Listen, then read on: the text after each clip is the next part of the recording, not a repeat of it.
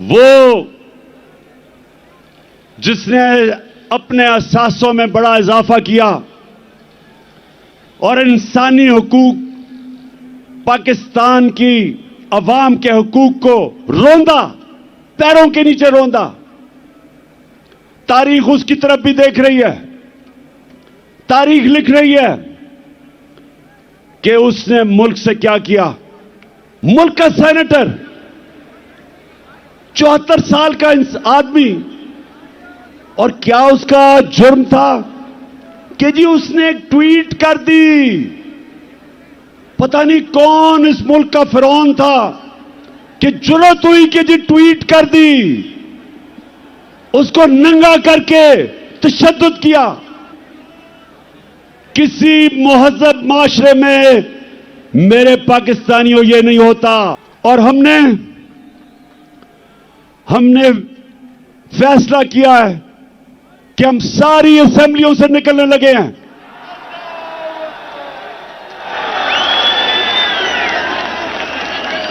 हम बजाय अपने मुल्क में तोड़फोड़ करें, हम बजाय अपने मुल्क में तबाही मचाएं, इससे बेहतर है कि हम इस करप्ट निजाम से बाहर निकलें और इस मुल्क का हिस्सा, इस सिस्टम का हिस्सा ना बने कि जिधर ये चोर बैठ के अपने अरबों रुपए के करप्शन के केसेस हर रोज माफ करवा रहे हैं। तो वैया का नस्ताइन,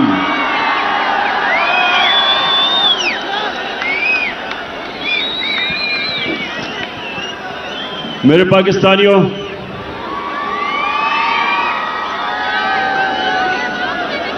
पहले तो मैं आप सबसे माजरत चाहता हूं कि आपको इतनी देर इंतजार करवानी पड़ी।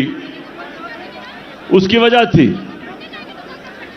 कि मुझे रास्ते से, सड़कों से काफिलों के पैगाम आ रहे थे कि अभी हम सड़कों पे फंसे हुए हैं, तो अपनी तकरीर जल्दी ना करना। तो मैं आपसे इसलिए माजरत चाहता हूं कि अभी भी कई लोग सड़कों के ऊपर फंसे हुए हैं और दूर से आए हैं कई, तो उसके लिए मैं माजरत चाहता हूं कि हमें आपको इंतजार करवानी पड़ी। अच्छा, अब मेरे पाकिस्तानियों, मैं जब लाहौर से निकल रहा था तो मुझे दो चीजें सबने कही कि जी आपकी इस वक्त टांग की वो हालत नहीं है कि आप ट्रैवल कर सकें और मुश्किल है, गाड़ी में घुसना चढ़ना मुश्किल है इस वक्त, और इंशाल्लाह 3 महीने और लगेंगे जब तक ये ठीक नहीं होती। लेकिन दूसरी चीज भी कहते हैं, और उससे भी ज्यादा लोग, कि आपकी जान को खतरा है। और वो लोग, वो 3 लोग, वो 3 मुजरिम जिन्होंने मुझे ये पूरी साजिश करके कत्ल करने की कोशिश की, वो अभी भी बड़े बड़े ओहदों पे बैठे हुए हैं। तो मुझे कहा गया कि वो फिर से वारदात करेंगे, तो आपको घर से नहीं निकलना चाहिए। पहली चीज कि इसमें कोई शक नहीं कि इस टांग के साथ सफर करना बड़ा मुश्किल था, लेकिन मैं इस दूसरी चीज पे खास तौर पे आज अपने नौजवानों को यह बताना चाहता हूं। देखें, मैंने मौत अब बड़े करीब से देखी। जब मेरी टांग पे गोलियां लगी और मैं गिर रहा था, तो जैसे ही गिर रहा था मेरे इधर से गोलियां निकली ऊपर, सर के ऊपर से। अगर गिरता ना तो वो लग जाती। लेकिन मैं जो अपनी कौम को, अपने नौजवानों को आज पैगाम देना चाहता हूं, देखें, अपने ईमान को मजबूत करें, ला इलाहा इल्लल्लाह का मतलब समझें। कोई नहीं है खुदा अल्लाह के सिवा। और जब आप दावा करते हैं कि मैं अल्लाह तेरे अलावा किसी के सामने नहीं झुकूंगा, तो आप जो अल्लाह ने आपको मेरे नबी सल्लल्लाहु अलैहि वसल्लम के जरिए अपना पैगाम भेजा कुरान में, तो उसमें वाज़े उसने लिखा हुआ है कि जब तक अल्लाह की मर्जी नहीं होगी तुम इस जमीन से नहीं जाओगे, और जब उसका फैसला हो गया तो जितना मर्जी एहतियात करो, डरो, छुपो, भागो, मौत से नहीं बच सकता इंसान। तो जब मैं गिरा तो उसी वक्त मुझे पता था कि अल्लाह ने मुझे बचाया। उस वक्त मुझे पता था कि अल्लाह का यह फैसला था कि मैंने नहीं अभी जाना। उसी वक्त अल्लाह का शुक्र किया मैंने। और यह अल्लाह का शान देखें कि 12 लोगों को गोलियां लगी, कंटेनर के ऊपर 12 लोगों को गोलियां लगी। ये फैसल को भी मैं बल्कि इसको देख रहा था, इसके मुंह से खून गिर रहा था, गाल से। अहमद चट्टा जो मेरे साथ था वो मेरे साथ गिरा हुआ था। ऊपर और लोगों को गोलियां लगी, लेकिन अल्लाह की शान देखो कि 12 में से एक भी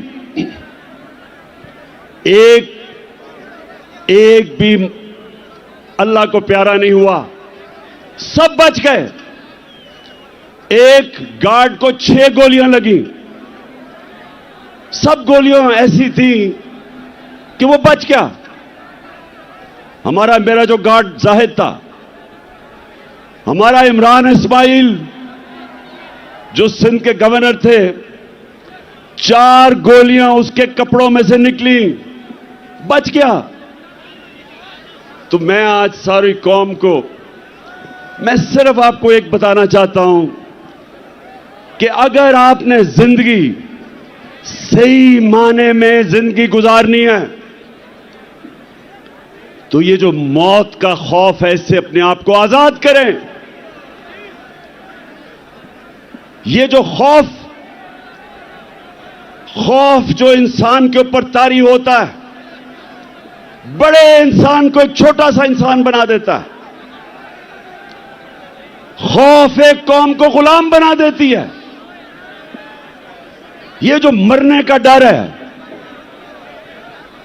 मुसलमानों की तारीख में जो सबसे बड़ा सानिया हुआ, हजरत इमाम हुसैन का करबला में, तो कूफा के लोगों को पता था कि हजरत इमाम हुसैन राय हक पे खड़े हैं,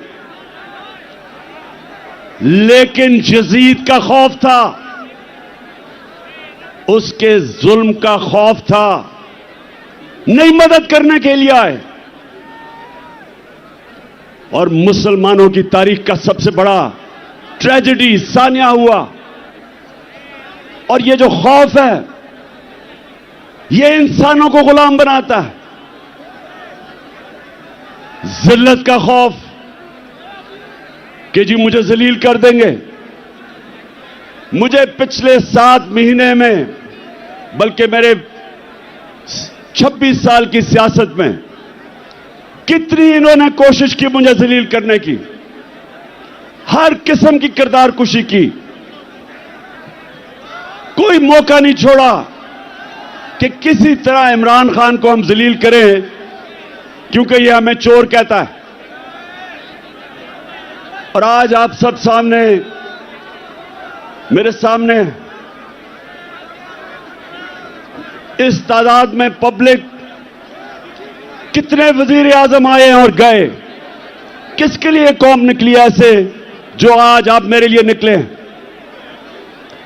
इससे क्या साबित होता है कि इज्जत अल्लाह के हाथ में है, कोई आपको जलील नहीं कर सकता। और खास तौर पे तीसरी चीज जो रिस्क, कितने ताकत में बैठे हुए लोग अपने नीचे जो तनख्वाहदार होते हैं उनसे गलत काम करवाते हैं और वो गलत काम करते हैं अपनी नौकरियां बचाने के लिए, क्योंकि उनका ईमान नहीं कि अल्लाह के हाथ में रिस्क है। अल्लाह ने ये तीन चीजें इसलिए अपने पास रखी हैं कि वो आपको आजाद करना चाहता था। जो ला इलाहा इल्लल्लाह है, जब तक आपके दिल में इसका मतलब नहीं आएगा, ये आपको आजाद नहीं करेगा। और सिर्फ आजाद इंसान बड़े काम करते हैं, आजाद मुल्क ऊपर परवाज करते हैं, गुलाम सिर्फ अच्छी गुलामी करते हैं, गुलाम की परवाज नहीं होती, सिर्फ आजाद इंसानों की परवाज होती है। मैं इसलिए आया, मुझे मौत की तो फिक्र नहीं थी, फिक्र ये थी जो मेरी टांग का मसला है, इसने मुझे मुश्किलें डाली चढ़ने में उतरने में। लेकिन मैं आया इसलिए कि मेरे पाकिस्तानियों, आप आज एक डिफाइनिंग मोमेंट पे खड़े हो, आज आप क्रॉस रोड्स पे खड़े हो, फैसला कुन वक्त पे खड़े हो। आज आपके सामने दो रास्ते हैं। आज मेरी कौम, आपके सामने दो रास्ते हैं। जब नमाज में अल्लाह से हम कहते हैं कि अल्लाह, एक ही चीज मांगते हैं अल्लाह से 5 वक्त की नमाज में कि अल्लाह उनके रास्ते पे लगा जिनको तूने नेमतें बख्शी, उनके रास्ते पे ना लगा जो तबाही के रास्ते पे निकल गए। पाकिस्तानियों, आप भी उधर खड़े हैं। एक तरफ नेमतों का रास्ता है, आपकी अजमत का रास्ता है, दूसरी तरफ आपकी तबाही का रास्ता है, गुलामी का रास्ता है, जिल्लत का रास्ता है। मौलाना रूमी, उसने बड़ी एक ऐसी बात की जो मुझे कभी नहीं भूली। उसने कहा कि जब अल्लाह ने तुम्हें पर दिए उड़ने के लिए, क्यों चूंटियों की तरह जमीन पे रेंग रहे हो? पाकिस्तानियों, अल्लाह ने हमें पर दिए हैं। हमारा मुस्तकबिल यह नहीं है कि हम चूंटियों की तरह रेंगे। जो ऊपर आए फैसला करे कि जी आज तो ये चोर हैं, उनके ऊपर एक्शन ले, गवर्नमेंट करा दे। अगले दिन फिर बंद कमरों में फैसला हो कि नहीं जी, मैं अब एनआरओ दे दिया इनको, ये मैं गंगा में नहा के पाक हो गए हैं, और फिर उनको निकाले कि जी चोर हैं, और फिर उनको एनआरओ दे दे। और कौम अगर इस चीज को, अगर हम इन चीजों को, इस जुल्म को, इस नाइंसाफी को अगर कौम तस्लीम करती है, तो वो कौम के अंदर और भेड़ बकरियों में, गाय भैंसों में कोई फर्क नहीं है। इंसान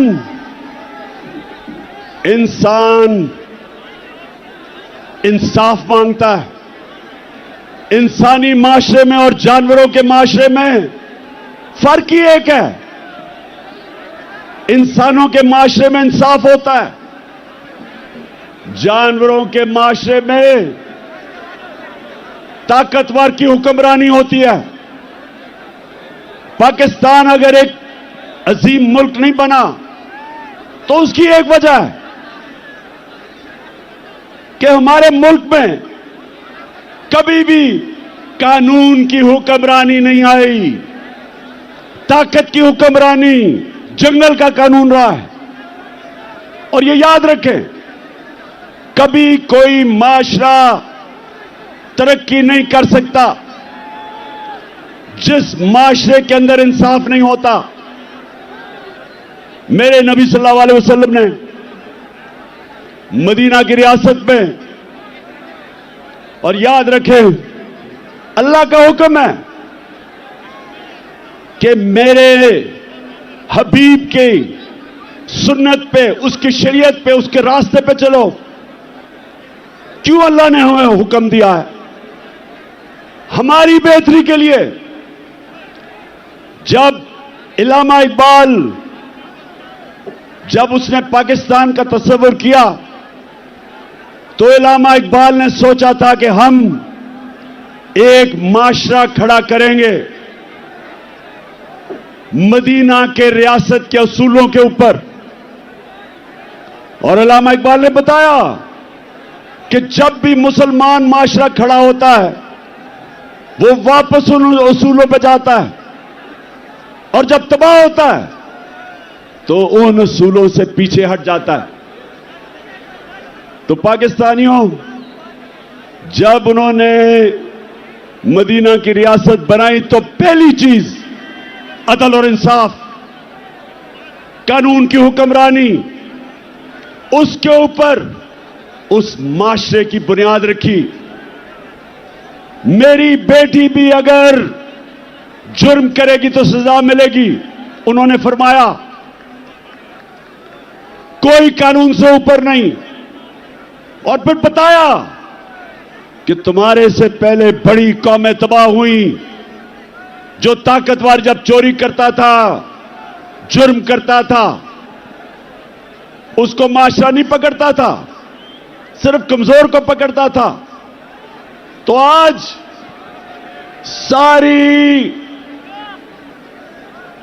सारी दुनिया में आप चले जाएं, सारे गरीब मुल्क देख लें।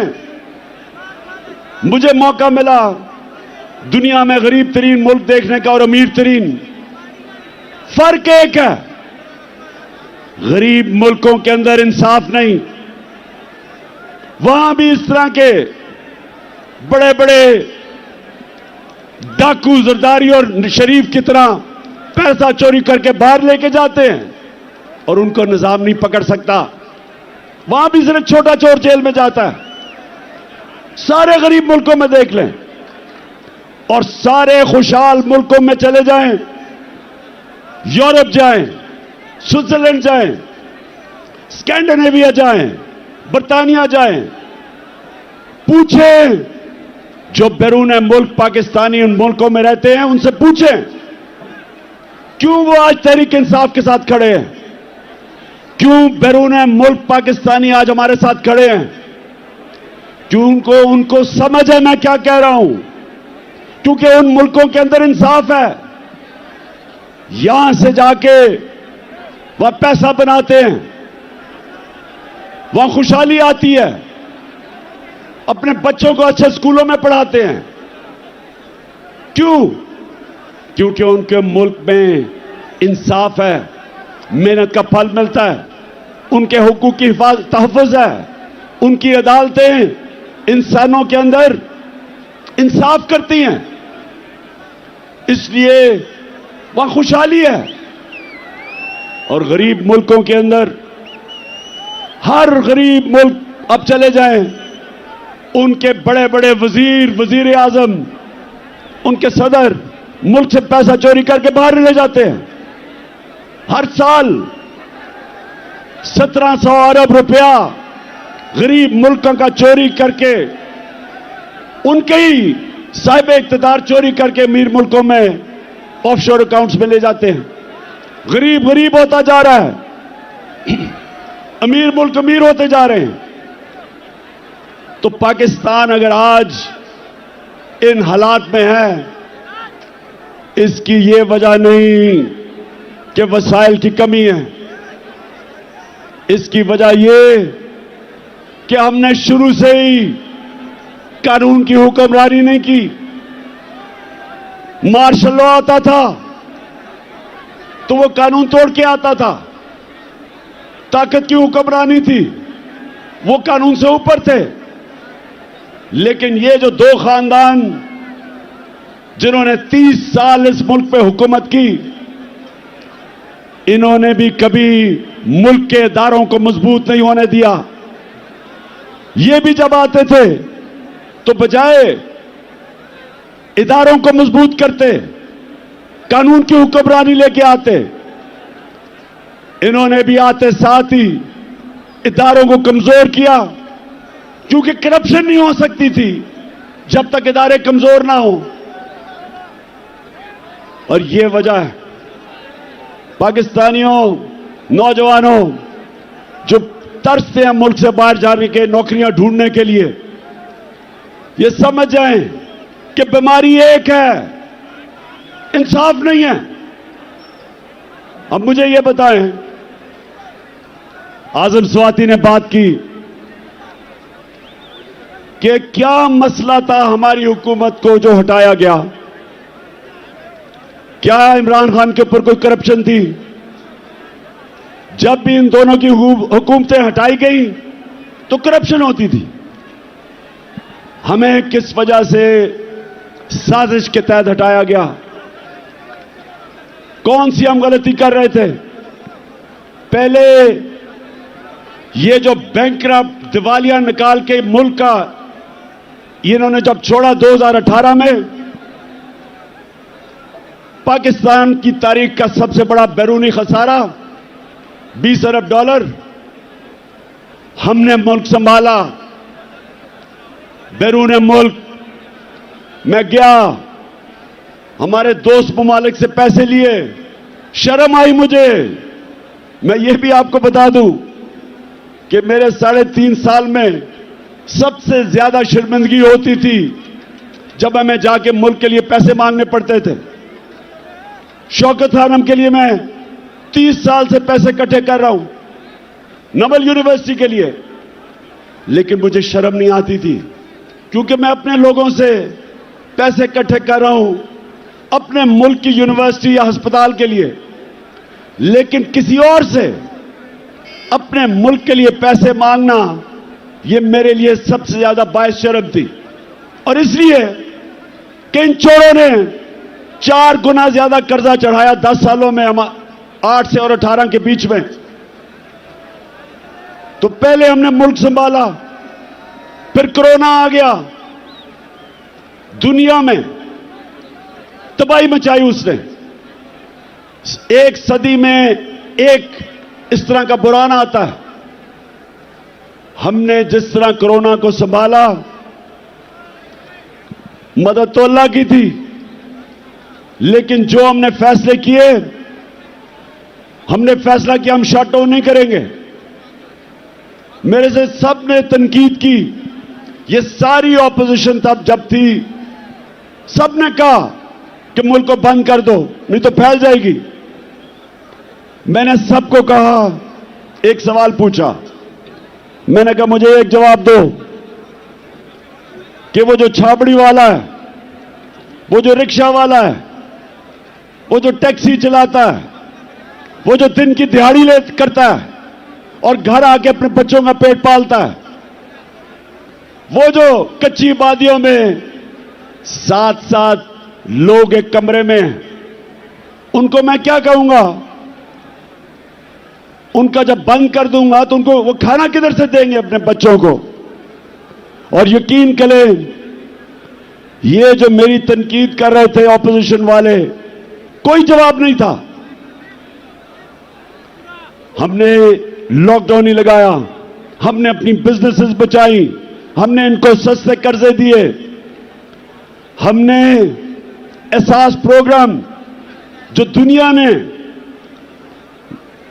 वर्ल्ड बैंक ने कहा कि दुनिया का 4थे नंबर पर बेहतरीन प्रोग्राम था जिसने निचले तबके को बचाया, हमने अपने मुल्क को कोरोना से निकाला। फिर जो भी आजम बता रहा था,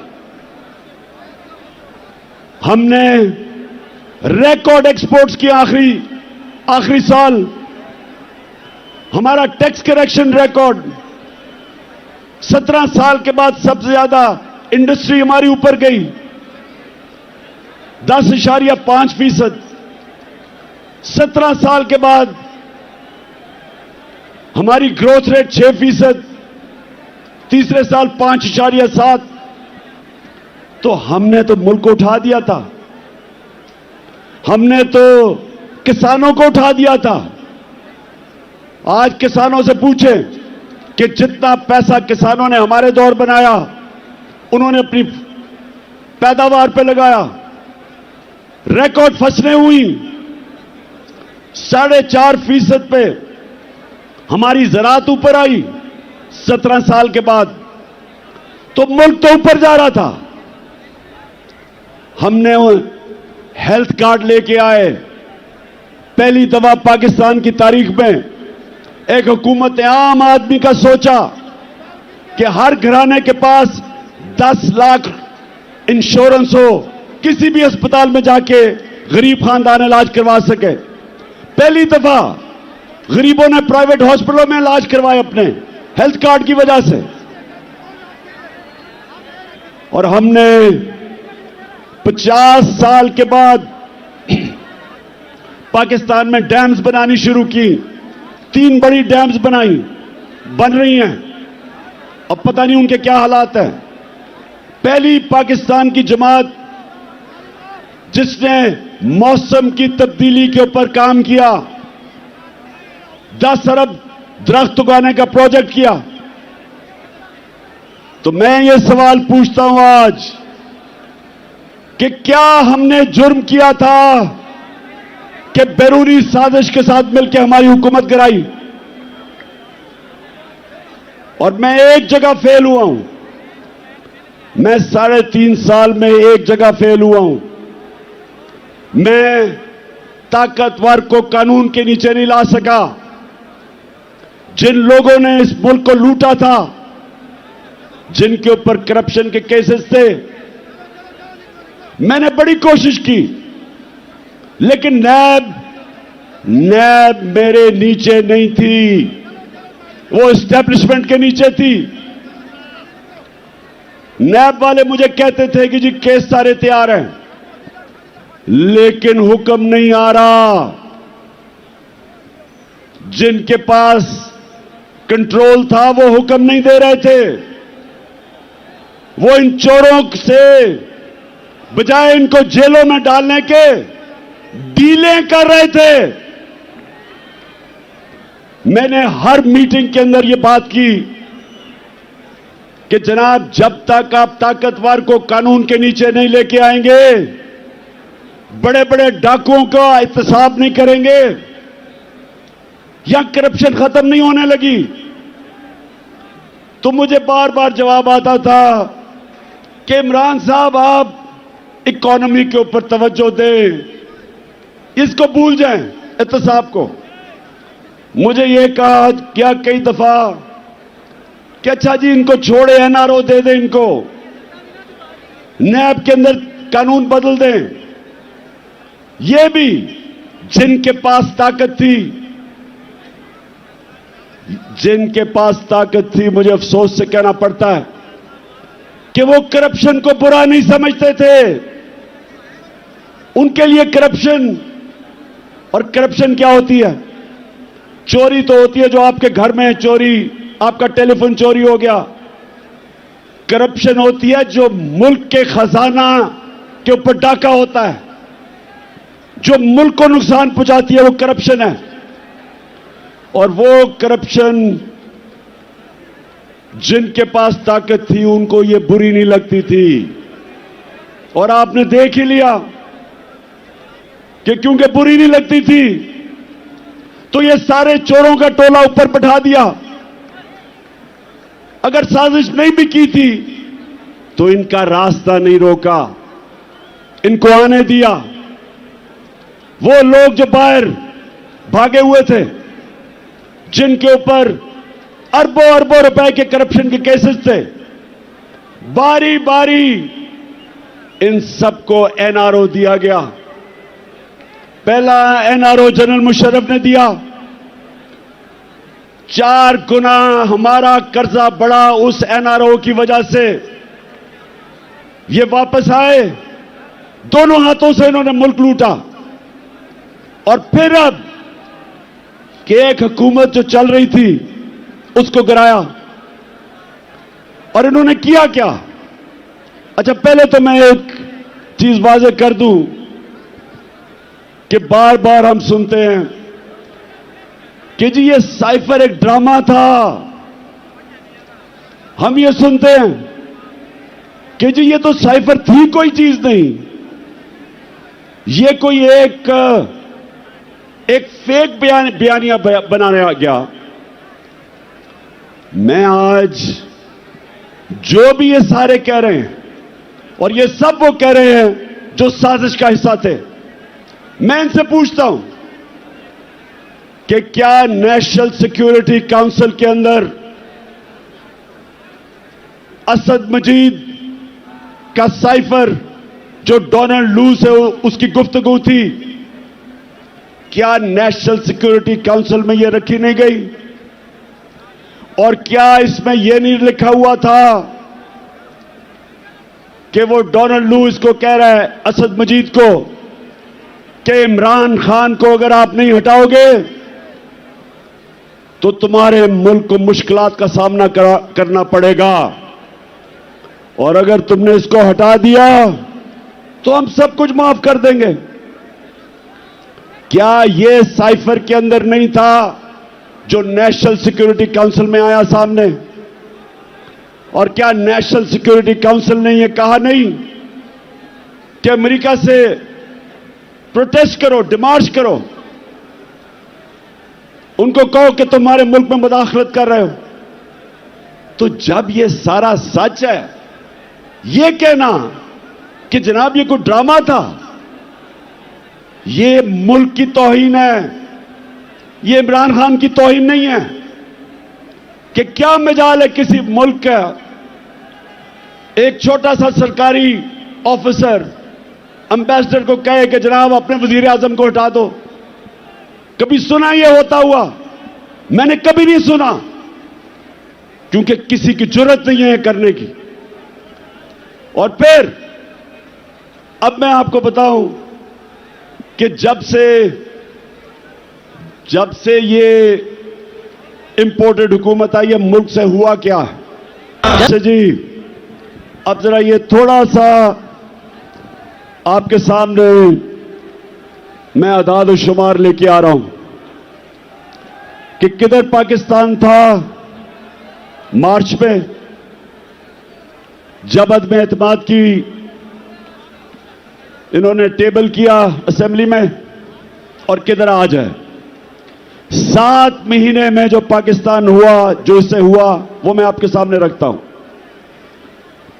फिर से मैं आपको बता दूं कि 5.7 2021 में पाकिस्तान बढ़ रहा था आगे, और 6% 22 में बढ़ा था। 17 साल के बाद ये पाकिस्तान सबसे तेजी से हमारी इकॉनमी आगे बढ़ रही थी। हमारा जो ज़राअत थे 4.4%, वो भी 17 साल में सबसे ज्यादा। इंडस्ट्री 10.7%, और लार्ज स्केल मैन्युफैक्चरिंग 7.2, ये भी 17 साल में सबसे ज्यादा।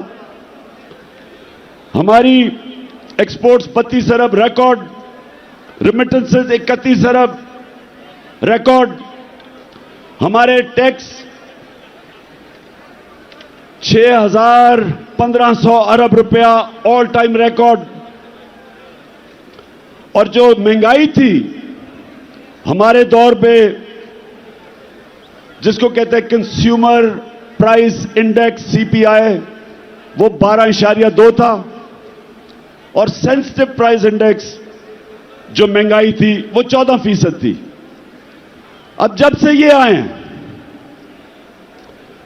इनकी एसपीआई हमारे दौर में थी 14%, इनके दौर में गई है 45%। 50 साल में सबसे ज्यादा महंगाई 7 महीने में हुई है।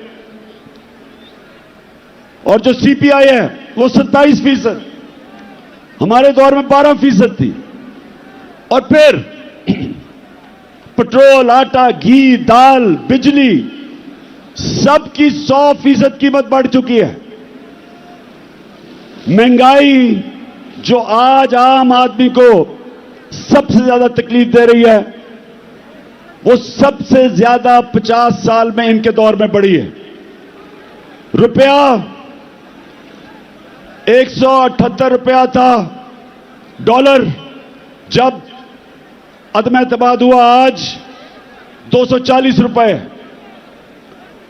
आज ये जरा सुनते जाएं कि जिन्होंने ये मुल्क में ये चोरों को लेके आए, इन्होंने किया क्या है पाकिस्तान से। मैं सिर्फ इसलिए कह रहा हूं कि ये तारीख याद रखे कि ये जो हुआ है हमारे मुल्क से, इन्होंने जो ज़राअत तेजी से बढ़ रही थी, ज़राअत के अंदर गन्ना 9% कम, चावल 40% कम हुए हैं, कपास 25% कम। और इस वक्त जो हमारी बेरोजगारी है वो 22.5% बढ़ चुकी है। फिर जो सबसे खौफनाक चीज कि आज जो बाहर की दुनिया है उसके मुताबिक पाकिस्तान अपने कर्जे क्या वापस कर सकता है, उसकी रिस्क क्या है, आज 100% से ज्यादा बढ़ गई है। जब हम गए थे तो 5% थी। तो आज बैरूनी दुनिया ने, मार्केट्स ने पाकिस्तान के ऊपर अदम एतमाद किया। 88% पाकिस्तान के जो इन्वेस्टर हैं वो समझते हैं कि हुकूमत के ऊपर उनको कोई एतमाद नहीं। तो मैं फिर से पूछता हूं कि माइशत नीचे, हमारी जमहूरियत, ऑपोजिशन ही खत्म हो गई। जो हमारा लोटा था वो ऑपोजिशन लीडर बन गया, वो नून के टिकट पे लड़ेगा, तो असेंबली भी खत्म। हमारे मुल्क के अंदर जो इदारे हैं, एफआईए के ऊपर इन्होंने अपना आदमी बिठा के सारे केसेस माफ करवा लिए और उनके ऊपर जुल्म किया, जो कि जिन्होंने इन्वेस्टिगेशन की थी। तो अब कब एफआईए खड़ी होगी किसी ताकतवर के सामने? नैब में अपना आदमी बिठाया, अपने केसेस माफ। इदारे जो मुल्क की बुनियाद होते हैं वो कमजोर। सबसे ज्यादा जुल्म किया मुल्क की अखलाकियात पे और रूल ऑफ लॉ पे, कि इन्होंने आते साथ ही अपने सारे केसेस माफ करवाने शुरू कर दिए। तो मुल्क में क्या पैगाम दिया कि जो जेलों में लोग भरे हुए हैं उनकी सिर्फ जुर्म यह है कि वो गरीब हैं। ताकतवर सारे बड़े बड़े डाकू बचते जा रहे हैं। मुझे यह बताएं कि उस मुल्क का अब क्या मुस्तकबिल होगा। मैंने जो आज आपको सबको यहां बुलाया, मेरा मकसद आपको यह समझाना है कि हम दो रास्ते पे खड़े हो गए हैं। हम अगर अब चुप करके इस जुल्म और नाइंसाफी को तस्लीम करेंगे, आगे तबाही है। क्योंकि मेरे नबी सल्लल्लाहु अलैहि वसल्लम ने पहले कह दिया था कि जब ताकतवर को एक मुल्क का निजाम, इंसाफ का निजाम नहीं पकड़ता और सिर्फ कमजोरों को पकड़ता, तबाह हो जाता है वो मुल्क। तो तबाही के सामने ये देखें कि रूल ऑफ लॉ तो आज खत्म हो गया ना पाकिस्तान में, और फिर जो इखलाकियात का कत्ल हुआ, अमर बिल मारूफ, हुक्म है अल्लाह का कि अच्छाई के साथ खड़े और बुराई के खिलाफ, तो आज अमर बिल मारूफ तो इन्होंने खत्म कर दिया, बुरों को ऊपर आके बैठा दिया। तो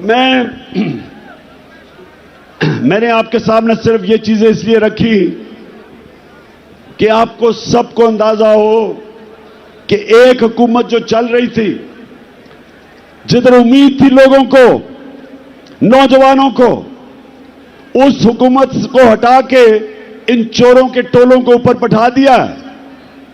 और उसके बाद इन्होंने क्या किया?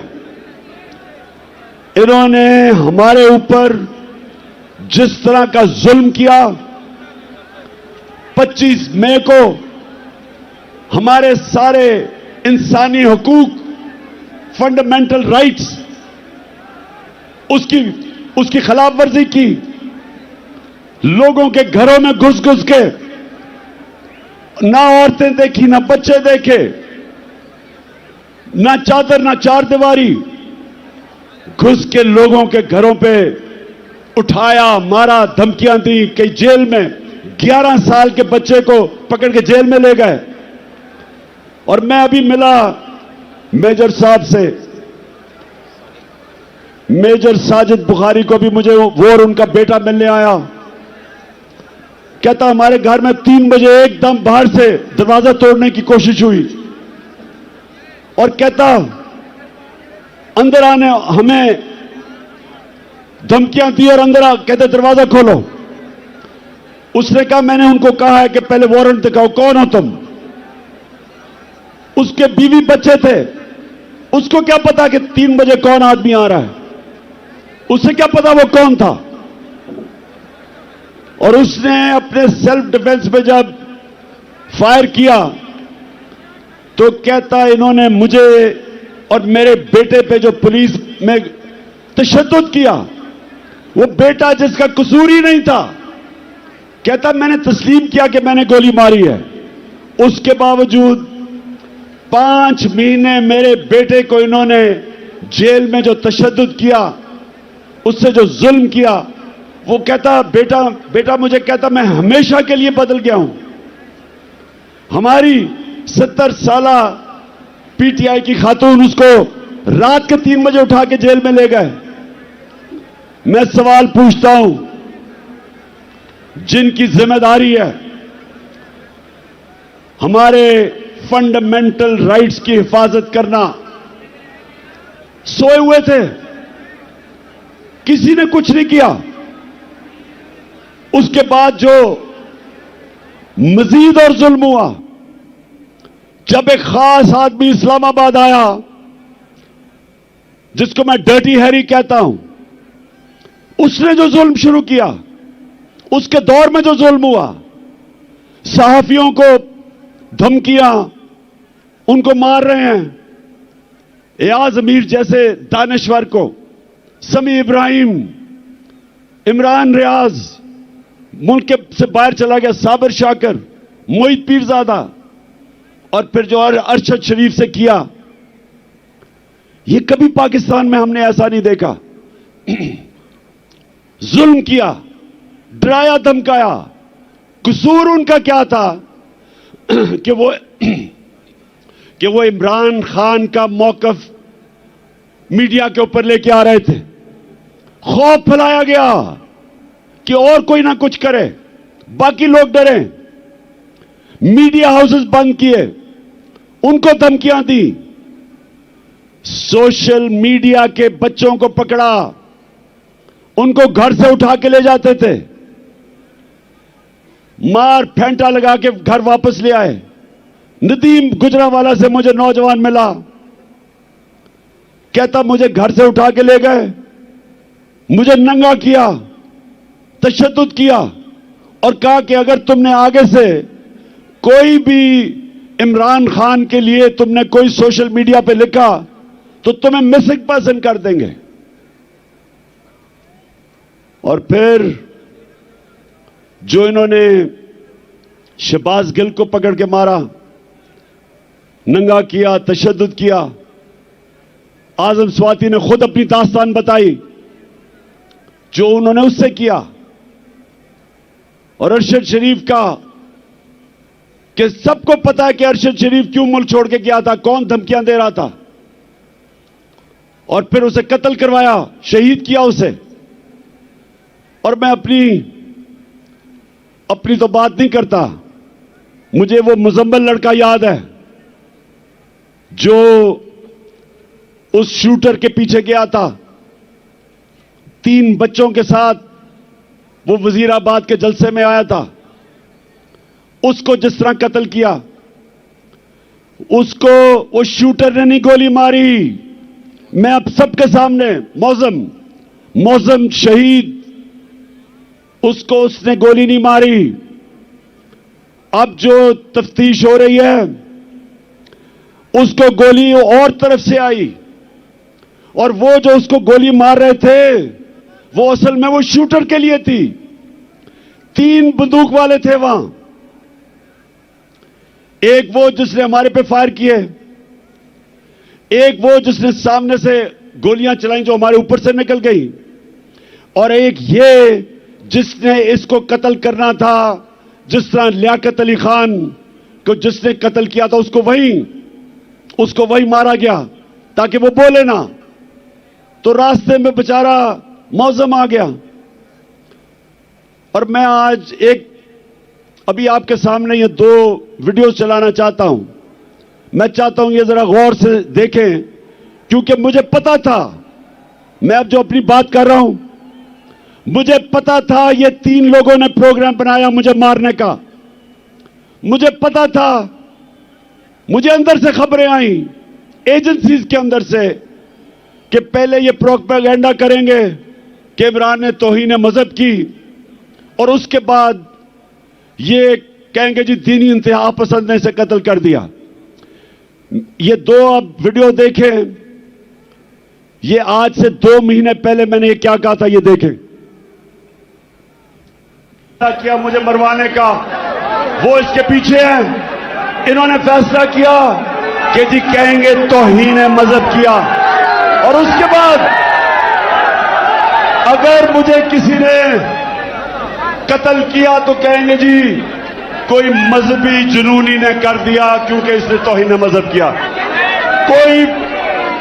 कोई ये कान खोल के सुन लो, मैंने अपनी सारी कौम एक टेप बना के रखी हुई है।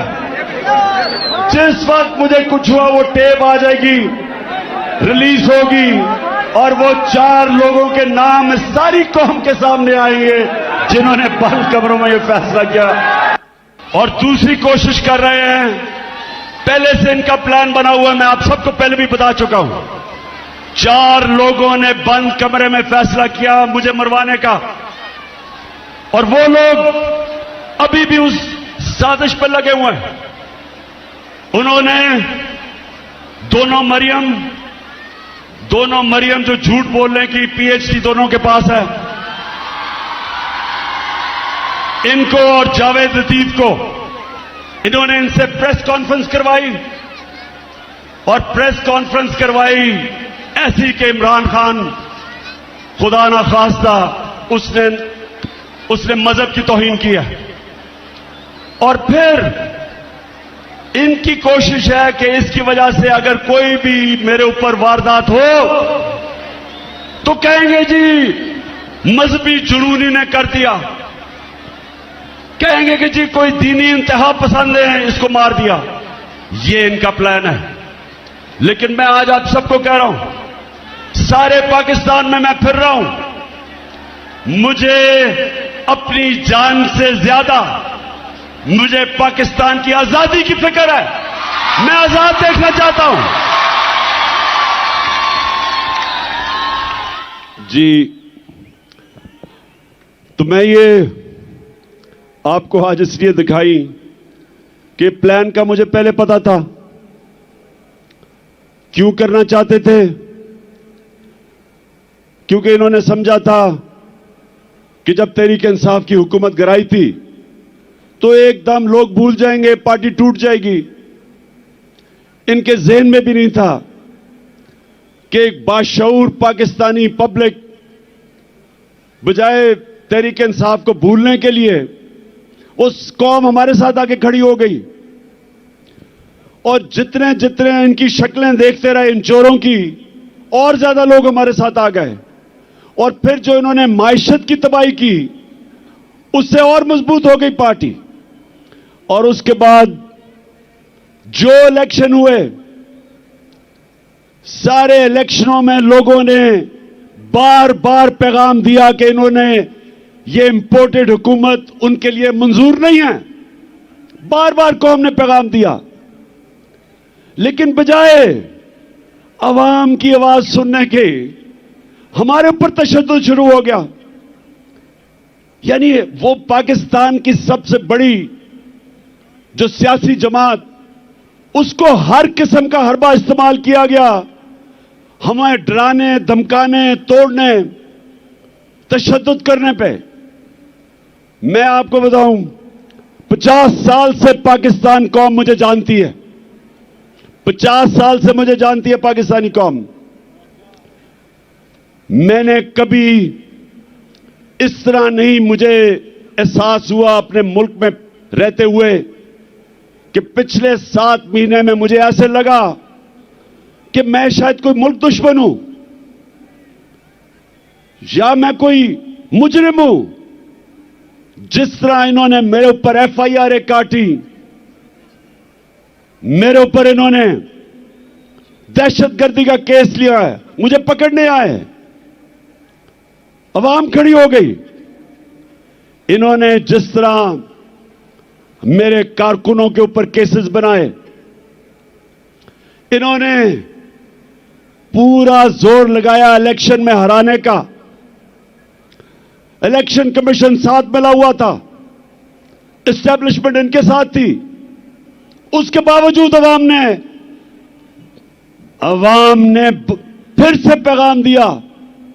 दूसरी दफा जब बाय इलेक्शन हुए, अवाम ने पैगाम दिया कि वो हमारे साथ इन चोरों के साथ नहीं है। लेकिन मुझे अफसोस से कहना पड़ता है, मुझे अफसोस से कहना पड़ता है कि हमारे इदारे क्यों नहीं पुरानी गलतियों से सीखते। एक मुल्क और एक इंसान, एक इदारा तरक्की तब करता है जब अपनी गलतियों से सीखे। ईस्ट पाकिस्तान में क्या हुआ था मुझे याद है।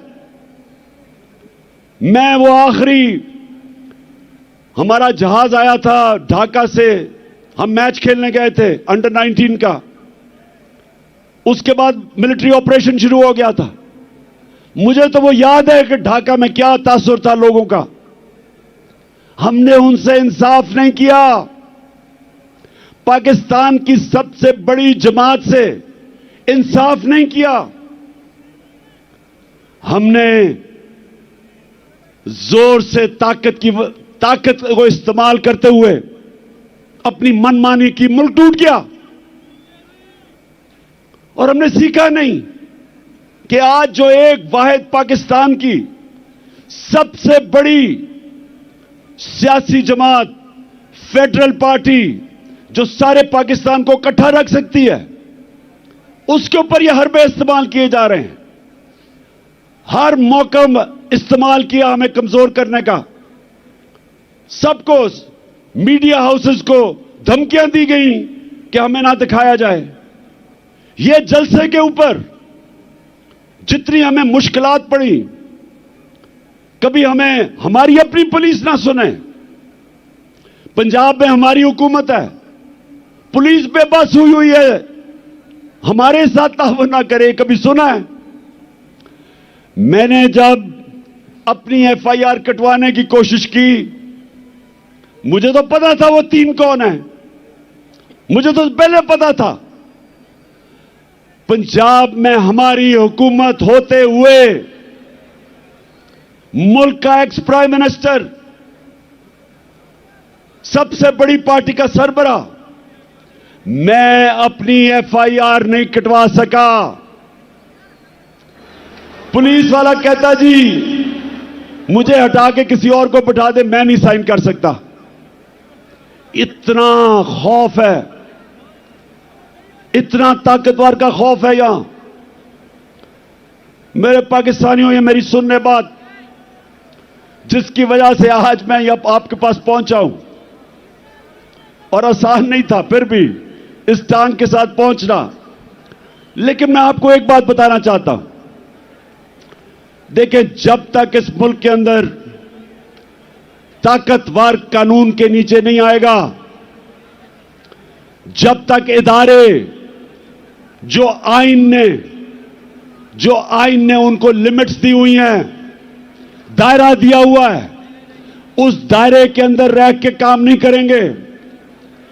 जब तक इदारे अपनी जिम्मेदारियां नहीं पूरी करेंगे, और मैं सब इदारों की बात कर रहा हूं, मैं अपनी अदलिया की बात कर रहा हूं, मैं अपनी मिलिट्री एस्टेब्लिशमेंट की बात कर रहा हूं, जो आपकी ये आज तनकीद नहीं कर रहा वो मुल्क का दुश्मन है। मेरा पाकिस्तान है और मेरी फौज है। मैं चाहता हूं कि मेरे मुल्क की एक मजबूत डिफेंस हो। मैं गुलामी बार बार कहता हूं कि गुलामी से बेहतर मौत है, और अगर आपकी फौज मजबूत नहीं होगी, आपकी अगर फौज मजबूत नहीं होगी तो मुसलमान दुनिया में देख लें क्या हालात है मुसलमान मुल्कों के आज। हमें तो फख्र है कि सारे मुसलमान मुल्कों में हमारी सबसे ताकतवर फौज है। तो जब मैं तनकीद करता हूं अपने इदारों की, अपनी अदलिया की, मैं वो पाकिस्तानी हूं जिसका जीना मरना पाकिस्तान में है। मैंने वो नहीं हूं जो अपने कारोबार और हुकूमत का सीजन लगाने के लिए पाकिस्तान आ जाते हैं, या पैसा पूसा लूट के फिर बाहर भाग जाते हैं। सारा टब्बर बाहर बैठा हुआ है, अरबों अरबों रुपए की प्रॉपर्टीज में बैठा हुआ है। जब इनको मुश्किलें पड़ियां बाहर भाग जाते हैं। यह गैर मुल्की कब्जा ग्रुप है, यह सियासतदान नहीं है। मेरा जीना मरना इस मुल्क में है। मैं वो पाकिस्तानी हूं जो 20 साल बाहर रहा, क्रिकेट खेलने की वजह से बाहर अपना वक्त गुजारा। मेरा एक दफा कभी नहीं सोचा कि मेरा कोई घर है पाकिस्तान के अलावा। कभी मैंने तस्वीर नहीं किया था कि मैं कोई और पासपोर्ट ले लूं, क्योंकि मुझे हमेशा पता था कि यह मुल्क है जिधर मैं खुददारी से बढ़ सकता हूं। और मैं ये चाहता हूं कि यह मुल्क हकीकी तौर पे आजाद हो, ताकि अपने ये मुकाम पे पहुंचे। मैं अपने आखिरी खून के तप्पे कतरे तक इस मुल्क के लिए लड़ूंगा। इंशाअल्लाह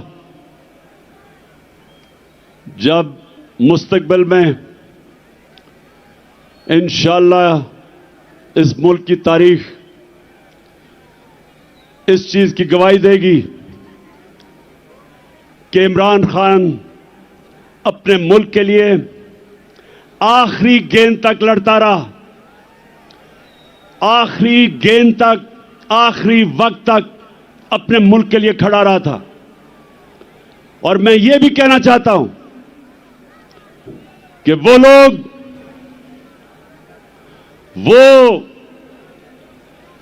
जिसने अपने अहसासों में बड़ा इजाफा किया और इंसानी हुकूक, पाकिस्तान की अवाम के हुकूक को रोंदा, पैरों के नीचे रोंदा, तारीख उसकी तरफ भी देख रही है। तारीख लिख रही है कि उसने मुल्क से क्या किया, क्या उसने इस मुल्क का फायदा कराया, नुकसान कराया, यह सारा तारीख लिख रही है। और मेरे पाकिस्तानियों, मैं फिर से आपको आखिर में अपनी बात अभी खत्म करने लगा हूं कि करना क्या आगे। मैं फिर से आखिर में एक चीज आपको कहना चाहता हूं कि गुलाम कौम का कोई मुस्तकबिल नहीं है, और आजादी कोई प्लेट में रख के नहीं देता। आजादी के लिए लड़ना पड़ता है। जंजीरें गिर नहीं जाती, तोड़नी पड़ती हैं। आजादी कोई देता नहीं, छीननी पड़ती है। मैं अपनी कौम को आज कहता हूं कि आजाद आप कब होंगे? जब एक आम आदमी देहात में उसको ये थाना, कचहरी, पटवारी, इस मुसीबतों से वो निकले, जिस मुल्क के जब इंसाफ होगा तो थाना कचहरी पटवारी की सियासत खत्म हो जाएगी। जब इंसाफ होगा तो कब्जा ग्रुप खत्म हो जाएंगे। क्यों नहीं यूरोप में कब्जा ग्रुप, क्यों नहीं बर्तानिया में कब्जा ग्रुप, क्यों नहीं अमेरिका में? क्योंकि वहां कानून है। कानून कमजोर की हिफाजत करता है। यहां कमजोर को तो छोड़ो, मुल्क का जो वजीर आजम रह चुका वो एफआईआर नहीं कटवा सका, तो बेचारे आम आदमी की क्या हैसियत है जो आजम पार्टी से हुआ है? मुल्क का सेनेटर 74 साल का आदमी, और क्या उसका जुर्म था कि जी उसने एक ट्वीट कर दी। पता नहीं कौन इस मुल्क का फिरौन था कि जुर्रत हुई कि जी ट्वीट कर दी, उसको नंगा करके तशद्दुद किया। किसी मुहज़्ज़ब माशरे में मेरे पाकिस्तानियों ये नहीं होता, क्योंकि हुकूक होते हैं, इंसाफ होता है। हजरत उमर के दौर में एक शहजादा मुसलमान होता है, खाना काबा का तवाफ हो रहा होता है, एक गुलाम का पैर शहजादे के कपड़े पे आ जाता है। शहजादा जोर से मारता है उस गुलाम को कि तुम्हारी जुर्रत। वो गुलाम चला जाता है हजरत उमर के पास। हजरत उमर उस शहजादे को बुलाते हैं, कहते तुमने इसको मारा था? शहजादा कहता हां जी। हजरत उमर गुलाम को कहते हैं वापस इसको लगाओ एक मुंह पे, क्योंकि सबकी इज्जत एक बराबर है। गुलाम और शहजादे की एक इज्जत है। आज मगरिब में जाएं, बर्तानिया में जाएं, आपको पता चलेगा कि जो मदीना के रियासत के असूलों के ऊपर दुनिया की अजीम रियासत खड़ी की थी मेरे नबी सल्लल्लाहु अलैहि वसल्लम ने, उन असूलों के ऊपर आज मगरिब में लोग चल रहे हैं। उधर है इंसाफ, और इंसाफ की वजह से खुशहाली है, और इंसाफ की वजह से आजाद हैं लोग। हर आदमी को पता है कि मेरे पर कोई जुल्म नहीं कर सकता। आप सिंध चले जाएं, जो सिंध के अंदर बेचारे गरीबों पे, हारियों पे, कमजोरों पे जो जुल्म है, मैंने दुनिया में नहीं कहीं देखा। ये जो जरदारी माफिया, झूठे केसेस, गुंडे, मार पड़वाओ, जमीनों पे कब्जे करो, बेचारे लोग बेबस हैं। और हमारे मुल्क में हर तबका जब कमजोर ताकतवर के सामने खड़ा होता है बेबस है। इसलिए मेरी हकीकी आजादी की तहरीक चलती जाएगी जब तक हम अपने लोगों को आजाद नहीं करते। ये चलती जाएगी। और अब मैं आता हूं कि आज जो मैंने आप सबको बुलाया, हम ये जा रहे थे, एक तो हमारी आजादी, हकीकी आजादी की तहरीक चलती रहेगी। आज मैंने आप सबको यहां बुलाया था, ये जो मार्च हम करके आ रहे थे, हमने इस इंपोर्टेड हुकूमत को कहना था कि इलेक्शन करवाओ। एक पुरअमन एहतजाज आइन और कानून में रहते हुए हमने इनसे इलेक्शन मांगने थे, क्योंकि सारी कौम चाहती है इलेक्शन। गैलप की सर्वे आई है कि 75% पाकिस्तानी इलेक्शन चाहते हैं। और जिस तरह हमारी मायशत तेजी से गिर रही है, सवाए इलेक्शन करवा के एक स्टेबल गवर्नमेंट आए, जब तक सियासी इस्तेकाम नहीं आएगा तो माशी इस्तेकाम तो आने ही नहीं लगा। तो इसलिए हम यहां आए थे कि इस हुकूमत पर प्रेशर डालें और इदारों पर प्रेशर डालें कि वो अपना रोल अदा करें। कि इस वक्त जिधर पाकिस्तान खड़ा है, इलेक्शन के अलावा तो कोई रास्ता ही नहीं है। और इनको भी पता है, ये जो चोरों का टोला ऊपर बैठा है, इनको पता है कि इलेक्शन के अलावा ये अब मुल्क मजीद दलदल में फंसता जा रहा है। लेकिन मसला कुछ और है। वो जो लंदन में बैठा हुआ, जो वहां से बैठ के फैसले करता है, एक मुजरिम, वो डरा हुआ है। वो डरा हुआ इसलिए कि उसे पता है जब इलेक्शन होगा तो उन्होंने पिट जाना है, तो वो इलेक्शन से भागा हुआ है। और उसको कोई फर्क नहीं पड़ता कि अगर पाकिस्तान का दिवालिया निकल जाए, क्योंकि उसके अरबों डॉलर बाहर पड़े हैं।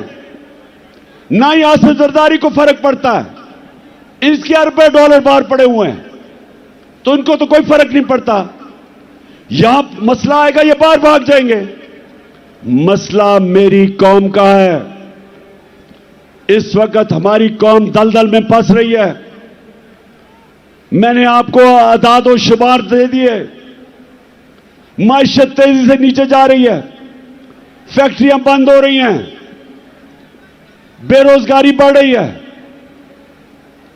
50 साल में सबसे ज्यादा महंगाई है, किसान पिटा हुआ है, डीजल की कीमत, बिजली की कीमत, खादों की कीमत, वो किसान गुजारा ही नहीं कर सकता, उसकी पैदावार गिर रही है, कर्जे बढ़ते जा रहे हैं, रेमिटेंसेस गिर रही हैं, बाहर से जो पाकिस्तानी पैसे भेजते हैं वो कम हो रहे हैं, एक्सपोर्ट्स गिर रही हैं। और जब इंडस्ट्री बंद हो रही है तो सवाल यह है कि इनके पास रोड मैप क्या है? कोई रोड मैप नहीं है। मैं आज यहां इसलिए इनके ऊपर प्रेशर डालने आया था, इनको यह बताने के लिए कि आपके पास कोई रास्ता नहीं है सिवाय इलेक्शंस का। और मैं ये सारे पाकिस्तान के जो फैसला, बड़े बड़े ताकतवर फैसला करने वाले इदारे हैं, उनको भी बता रहा हूं कि ये तो मुल्क डूब रहा है। ये मुल्क अगर डिफॉल्ट की तरफ चला गया तो हमारे पास तो वो हालात हो जाएंगे कि जब आपकी इकोनॉमिक सिक्योरिटी गिरती है तो मुल्क की नेशनल सिक्योरिटी नीचे चली जाती है। इकोनॉमिक सिक्योरिटी जब सोवियत यूनियन की गिरी तो मुल्क टूट गया, सोवियत यूनियन टूट गया। तो हम तो आज उधर जा रहे हैं। तो मैं ये अपनी इलेक्शन या पॉलिटिक्स के लिए नहीं आया। इलेक्शन तो इंशाल्लाह जब 9 महीने के बाद भी होंगे, जीतना तो हमने है। ये तो आप कभी जीत ही नहीं सकते। जीतना तो हमने है, लेकिन मुल्क की जरूरत आज इलेक्शन करवाना है, इसको बचाने के लिए। मैं आज फैसला किया था कि मैं अपनी कौम को क्या कहूंगा। क्या हम सीधा इस्लामाबाद निकल जाएं? इस्लामाबाद कभी भी जो अवाम का समुंदर है, लोग तो अभी भी सड़कों के ऊपर फंसे हुए हैं। एक हमने फैसला करना है इस्लामाबाद जाना, तो मैं आपको यकीन दिलाता हूं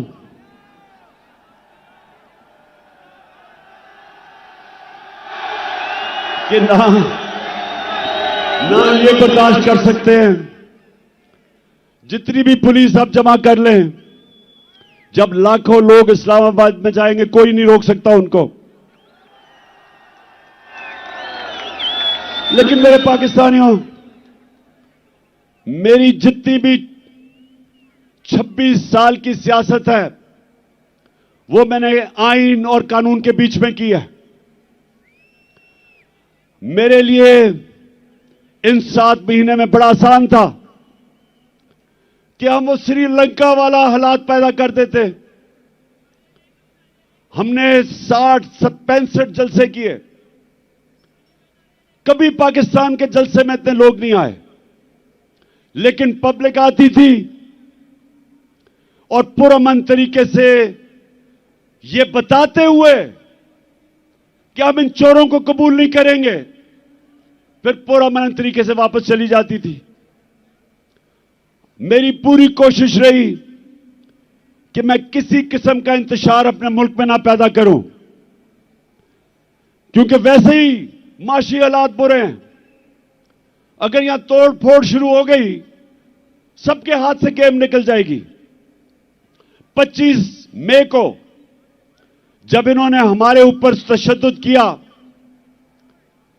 और जब 26 की सुबह मैं इस्लामाबाद पहुंचा, तो मुझे पता था कि अगले दिन इंतशार होगा। मैंने सिर्फ इसलिए अपनी मार्च कैंसिल की कि मुझे पता था कि अगर हम इस्लामाबाद धरने देने का फैसला कर लें तो अगले दिन तबाही होनी थी, खून होना था। इसलिए मैंने वो मार्च कैंसिल की। आज मैं इसलिए फैसला कर रहा हूं कि वहां नहीं जाना, क्योंकि मुझे पता है तबाही मचेगी, नुकसान मेरे मुल्क को होगा। लेकिन जो मैंने फैसला किया अब ये कि हमने अब इस निजाम का हिस्सा नहीं रहना। मैं अपनी सारी चीफ मिनिस्टर्स, अपनी पार्लियामेंट्री पार्टी से अब मिलूंगा और हमने फैसला किया है कि हम सारी असेंबलियों से निकलने लगे हैं।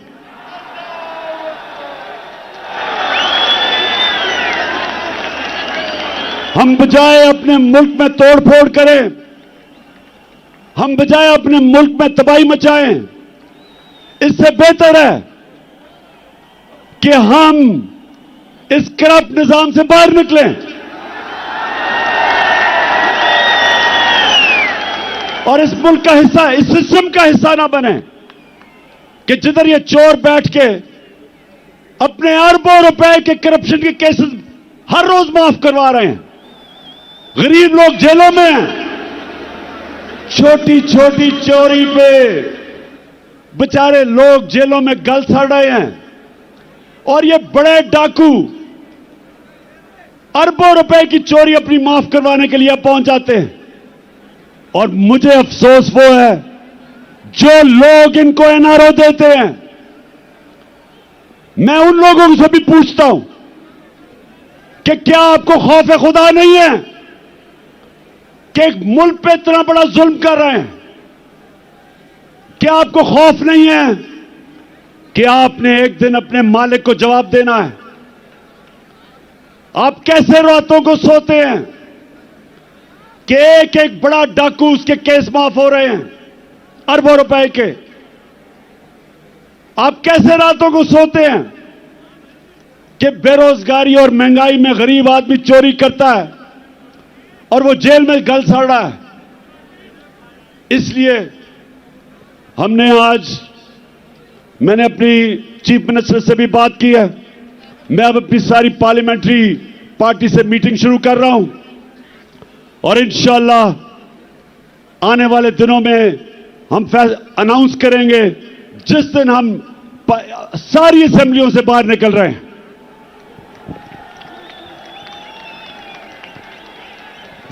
आखिर में मैं आप सबका शुक्रिया अदा करता हूं, जिस तादाद में आप यहां आए, जितनी मुश्किलों से आप आए, मैं आपका शुक्रिया अदा करता हूं। आपने मेरी हौसला अफजाई की, आपका शुक्रिया अदा करता हूं। और मैं आखिर में कभी ना भूलना, एक आपने आखिर में एक ओथ लेनी है, हल्फ लेना है, लेकिन यह भूलना ना कि आप एक अजीम कौम है, आपका एक अजीम मुकद्दर है। और इंशाअल्लाह ये मैं जद्दोजहद इसलिए कर रहा हूं कि मेरा ईमान है कि अल्लाह एक दिन हमारे मुल्क पे करम करेगा और वो तब करेगा जब ये कौम फैसला करेगी। जो कुरान में लिखा हुआ है कि मैं कभी किसी कौम की हालत नहीं बदलता जब तक वो कौम खुद अपनी हालत बदलने की कोशिश ना करे। और इंशाल्लाह वो मेरी कौम तैयार है अपनी हालत बदलने के लिए। अब ये हल्फ लें। बिस्मिल्लाहिर्रहमानिर्रहीम। हाथ उठा ले, हाथ उठा ले, माइक दे दें बॉस को। हाथ उठा के इमरान खान साहब के साथ हम हल्फ उठाएंगे। मैं यहां से पढ़ूंगा, आपने रिपीट करना है। बिस्मिल्लाहिर्रहमानिर्रहीम।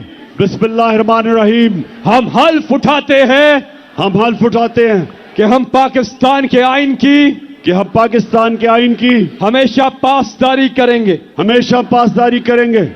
हम हकीकी आजादी के इस जिहाद में इमरान खान के साथ इंशाल्लाह मेरे साथ आखिर तक जदोजहद करेंगे कि हम कभी भी अल्लाह के सिवा किसी के सामने नहीं झुकेंगे।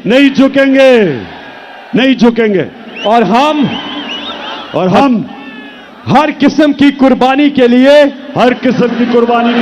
तैयार रहेंगे। अल्लाह हम सबका हामी और नासिर हो। आमीन। पाकिस्तान